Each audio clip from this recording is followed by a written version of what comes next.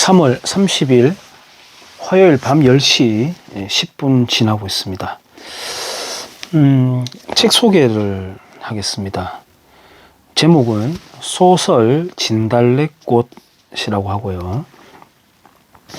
제법 두껍습니다. 장편 소설이고요.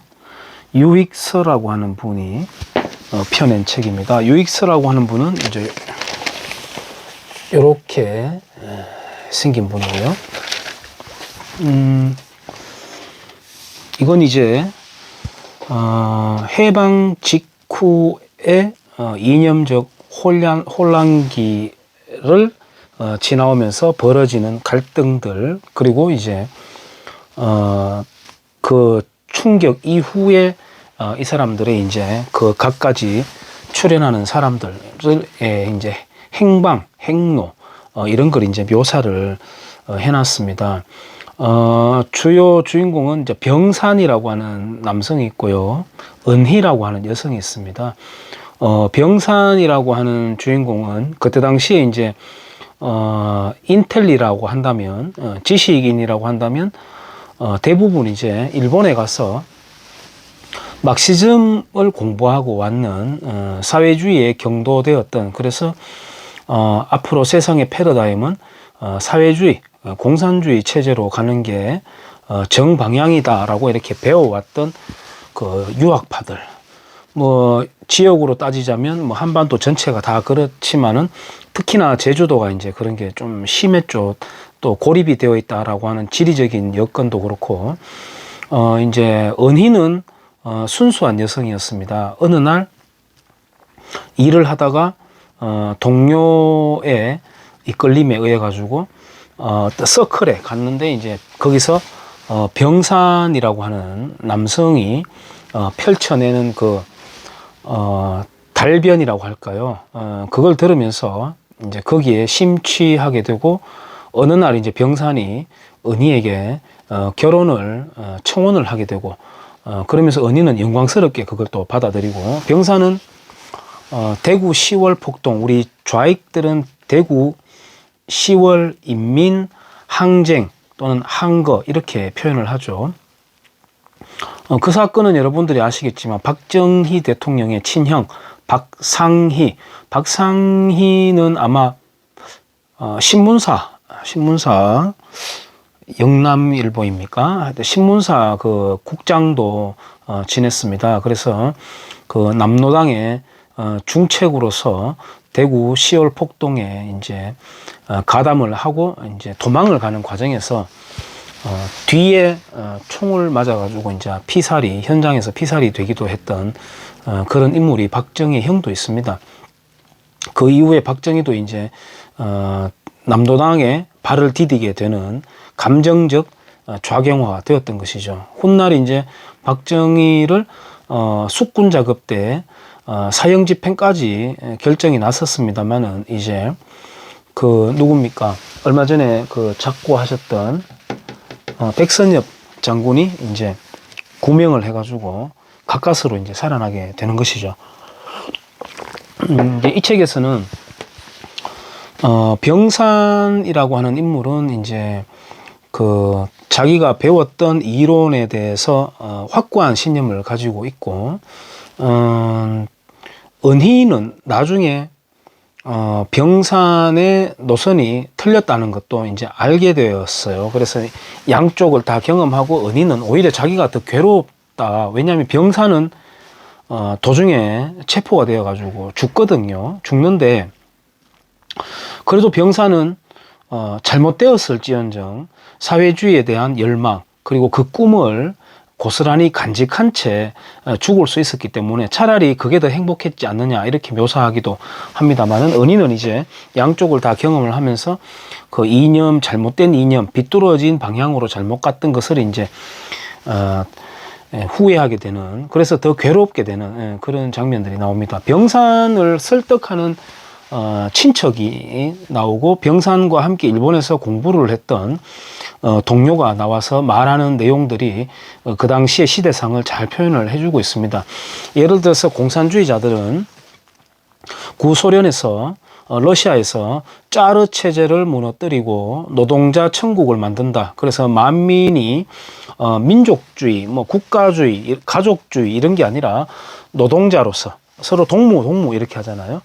평준화된 그러한 노동자가 해방된 자본주의, 자본가에게 착취당하지 않은 그 세상을 만든다라고 하는 그 짜르 체제를 붕괴를 했다라고 하는 그 이념 속에서, 그 틀 속에서 일본 제국주의를 타도를 해내고 일본 제국주의의 자리를 차지한 미제국주의를 타도를 하는 것이야말로 진정한 해방이다라고 이제 나아가는데, 그 병산을 설득시키기 위한 친척과 그 다음에 동료는, 야, 그렇다면 미국 때문에 일본으로부터 해방이 되었지 않느냐?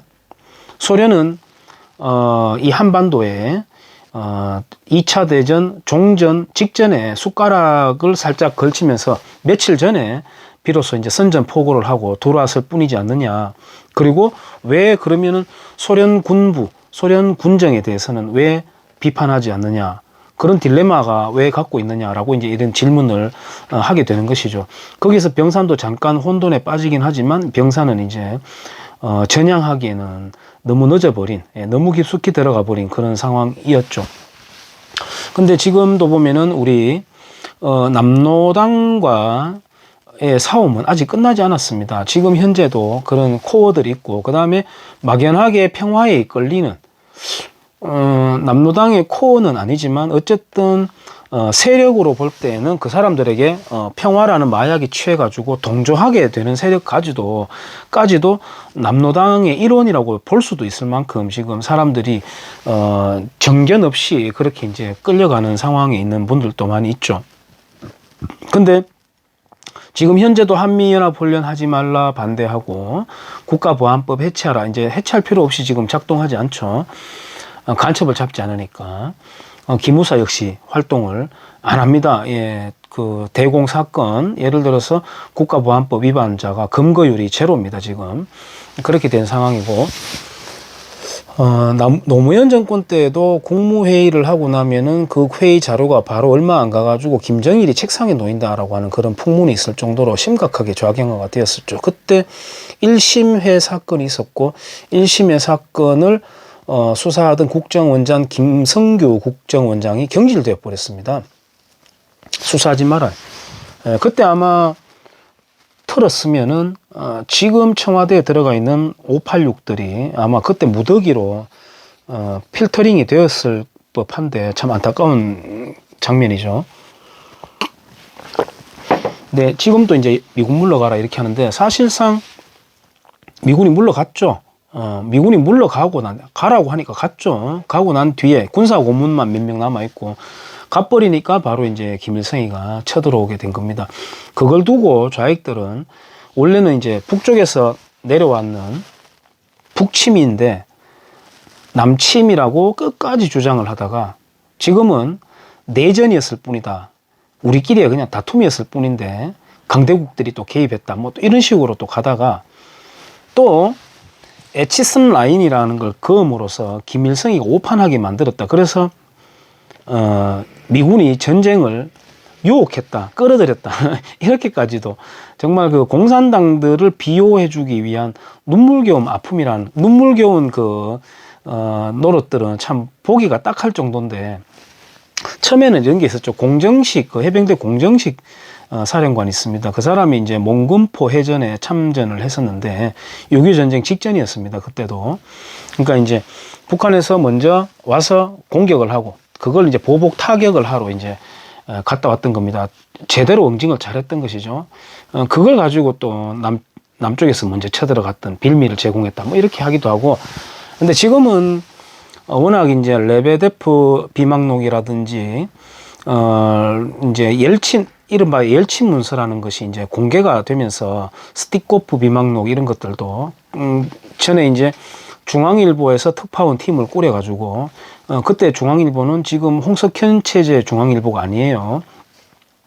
그래서 그 중앙일보에서 이제 특파원들이 급파되어 가지고 이제 실제로 스티코프를 만나가지고 인터뷰도 따고 이런 식으로 해서 이제 문서를 확보하고 정언록을 만들고 이제 이렇게 했던 것이죠. 그래서 지금 다 밝혀졌습니다.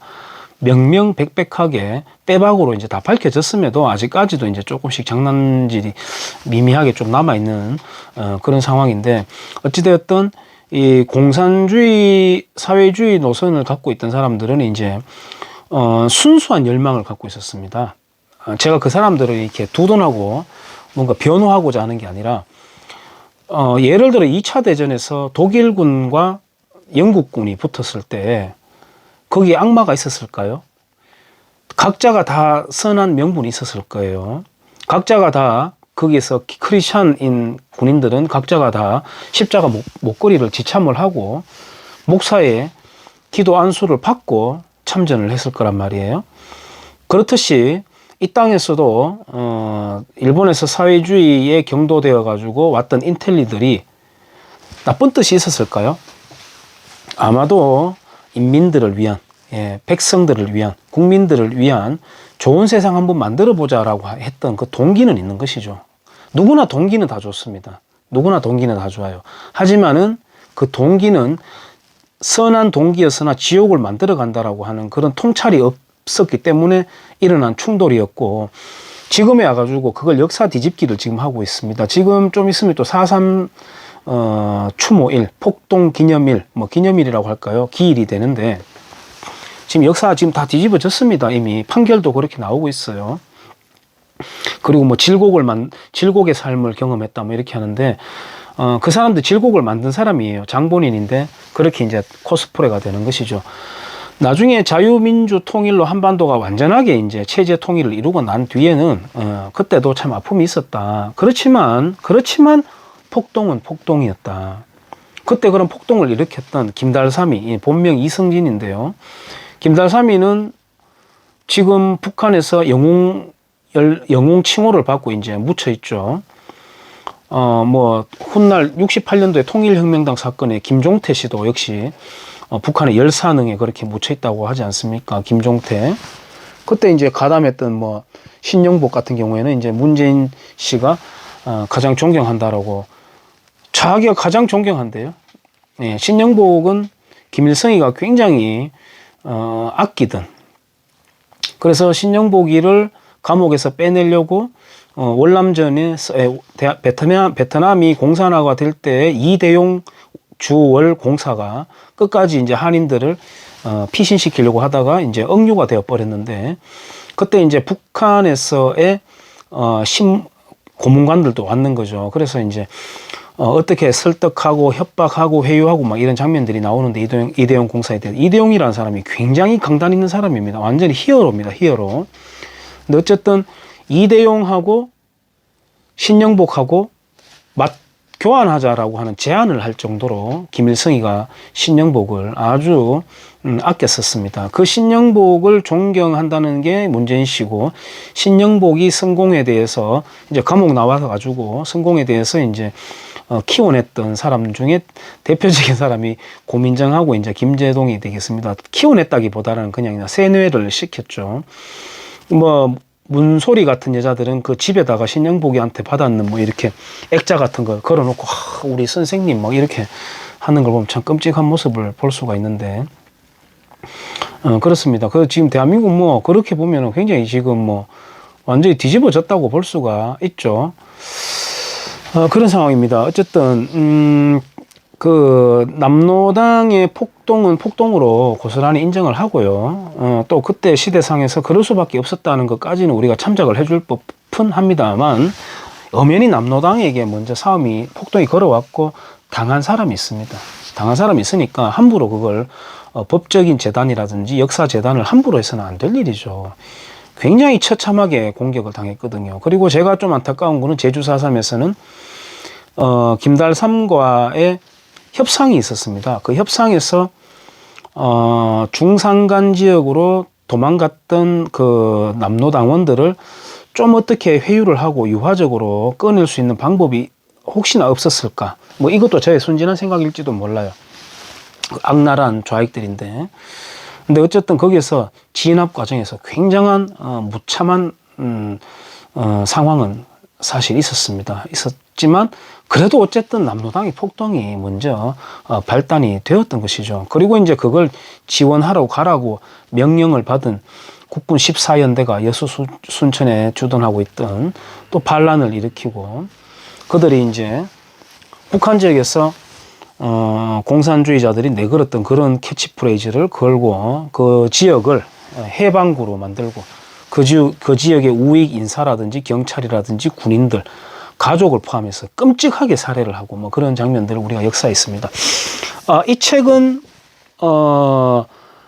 비록 픽션이 가미되었다고는 하지만은 큰 골자에서 전혀 틀림없이 잘 적어져 있는 책이고 이걸 보면서 어떤 정오심이 생긴다거나 이런 게 아니라 어떤 마음이 아픈 그 하나의 시대상을 우리가 오롯이 안아야 된다. 그리고 아직도 그게 끝나지 않은 싸움이다. 예를 들어서 남한의 우리의 명칭에서부터 우리는 남한이라고 북한이라고 칭하고 북한에서는 이쪽을 남조선, 북조선이라고 이야기합니다. 그래서 각자가 자기 체제로 통일을 이루고자 아직까지 싸우고 있는 중이고 북한에서는 그것을 남조선 해방전쟁이라고 아직까지 칭하고 있는 상황이고 우리 오히려 남한 사람들이 배가 부르고 순진해지고 적개심이 무뎌지고 주적관이 흐려져 가지고 잡아먹힐 지경에 지금 이르러 있는 살찐 소가 되어 있다 이렇게 이제 볼 수가 있는 것이죠. 세계일보에서는 이 책을 소개하면서 제주 4.3을 서술함에 있어 가지고 정부 공식 발표와는 다르게 했는 건 아쉽다라고 말하고 있습니다. 이때 말한 정부 공식 발표라는 건 노무현 정권과 지금 문재인 정권에서 역사 공정을 일으켜 가지고 발표한 그것을 말하는 것일 겁니다. 그래서 그딴 식으로 세계일보에서 책을 소개했는 게 오히려 제가 유감스럽긴 합니다만은 한번 이 책은 일독해 볼만 하기도 하다고 봐요. 딱딱한 어떤 그 역사적인 사료만 이렇게 텍스트로 되어 있는 것보다 이렇게 소설화 되어 있는 게 또 좀 더 와닿을 수 있고 그 시대를 이렇게 상상할 수 있는 그런 풍요로운 상상감을 주기 때문에 이런 소설 방식이 또 괜찮은 맛이 있습니다. 그래서 이게 비교적 신간일 거예요. 아마 한 달 정도 됐나, 한 달 반 정도 됐나 그 정도 책이 되겠습니다. 소설 진달래꽃이라고 하는 거는 벌겋게 이제 계절이 되면 지금이잖아요. 이렇게 피는 것처럼 민중들을 표현하는 그런 꽃이라고 여기에 책에서는 소개하고 있습니다만은 유익서 장편 소설 진달래꽃 한번 소개를 해봅니다. 해방 후 남로당 중앙당 간부로 활약하다가 처형된 공산주의 혁명가와 한국전쟁 때 월북하여 북한의 실상을 목격한 그의 아내 은희입니다. 은희. 처형된 공산주의 혁명가는 병삼입니다. 아내가 험난한 시대의 파고를 넘으며 던지는 통렬한 질문이라고 되어 있습니다. 띠지에는 광장과 태백산맥이 던진 질문에 명쾌한 답을 제시한 이 시대의 문제작이다. 그렇습니다. 예, 여기까지 하겠습니다.